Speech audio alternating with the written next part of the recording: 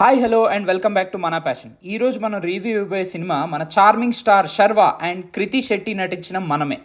ఒక కపుల్ యాక్సిడెంట్లో చనిపోతే వాళ్ళ 2 ఏళ్ల బాబుని వాళ్ళ నాన్న ఫ్రెండ్ అయిన శర్వా అండ్ బుడ్డోడి తల్లి ఫ్రెండ్ అయిన కృతి శెట్టి కలిసి ఒకే ఇంట్లో ఉంటూ ఎలా ఒక 6 నెలలు పెంచారు, అసలు అలా ఎందుకు చేయాల్సి వచ్చింది, అండ్ ఈ 6 నెలలు వాళ్ళ జీవితాన్ని ఎలా మార్చేశాయి అనేదే కథ. సినిమా అంతా కూడా లండన్ బేస్డ్గా తీశారు. దానివల్ల స్క్రీన్ అంతా కూడా కలర్ఫుల్గా అండ్ లొకేషన్స్ కూడా చాలా బాగున్నాయి.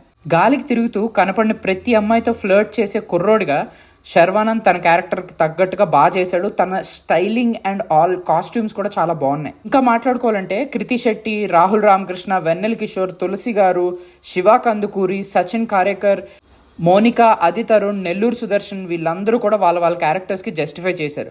Special mention should definitely go to the kid, అంటే మన డైరెక్టర్ కొడుకు విక్రమాదిత్య. చార్మింగ్ స్టార్ శర్వానే అయినా సరే చార్మంతా మాత్రం సినిమాలో బొడ్డోడిదే భయ. టెక్నికలీ సినిమా మాత్రం చాలా నచ్చింది నాకైతే. స్క్రీన్ అంతా మంచి కలర్ఫుల్గా అండ్ ఆల్సో శర్వాని చాలా బాగా చూపించారు. ఇందాక చెప్పినట్టుగా తన కాస్ట్యూమ్స్ అండ్ డిజైన్ చాలా బాగుంది. ఇవన్నీ ఒక ఎత్తు అయితే music the biggest asset of the movie భయ్య. అన్ని సాంగ్స్ బారింగ్ ఫస్ట్ పార్ట్ నాకు అంతగా ఎక్కలేదు అండ్ రికార్డింగ్ కూడా నాకు ఎందుకో తేడాగా అనిపించింది.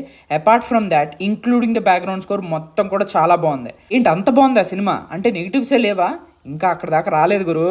ఇంకా నెగిటివ్స్ విషయానికి వస్తే రాహుల్ రవీంద్రన్ అందరికీ వీసాలు వచ్చినట్టున్నాయి భయ్య, మరి ఈ రాహుల్కే ఎందుకో రాలేదనుకుంటా.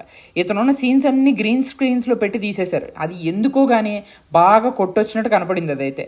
అపార్ట్ ఫ్రమ్ దిస్ సినిమాలో ఒక ఎమోషన్ ఉంటుంది, దానికి కనెక్ట్ అయ్యావా బాగానే ఉంటుంది, లేదంటే కొంచెం ఏంట్రైడు క్లాసులు పీకుతున్నాడు అని అనిపిస్తుంది. నేనైతే కనెక్ట్ అయ్యాను, మరి మీకు ఎలా అనిపించిందో చూసుంటే చెప్పండి. రాహుల్ రవీంద్రనే కాదు భయ్య, తను లేని సీన్స్ కూడా కొన్ని బాగా గ్రీన్ స్క్రీన్స్ పెట్టి లాగేశారు. అది ఎందుకు చేయాల్సి వచ్చిందో కానీ అదైతే బాగా సినిమాలో బాగా ఎవిడెంట్గా కనిపించింది అండ్ అది కొంచెం డిస్ట్రాక్ట్ చేసింది కూడా. ఇవి తప్పిస్తే సినిమాలో చెప్పుకోదగ్గ నెగిటివ్స్ అయితే ఏం లేవు భయ్య. నాకైతే సినిమా నచ్చింది. ఒక మంచి మ్యూజికల్ ఎంటర్టైనర్ అని చెప్పుకోవచ్చు. హ్యాపీగా వెళ్ళండి, థియేటర్లో చూసేయండి. మీరు చూసుంటే మీకు ఎలా అనిపించిందో కామెంట్ సెక్షన్లో మాతో షేర్ చేసుకోండి. అలాగే do like, share and subscribe to మన ప్యాషన్. Thank you.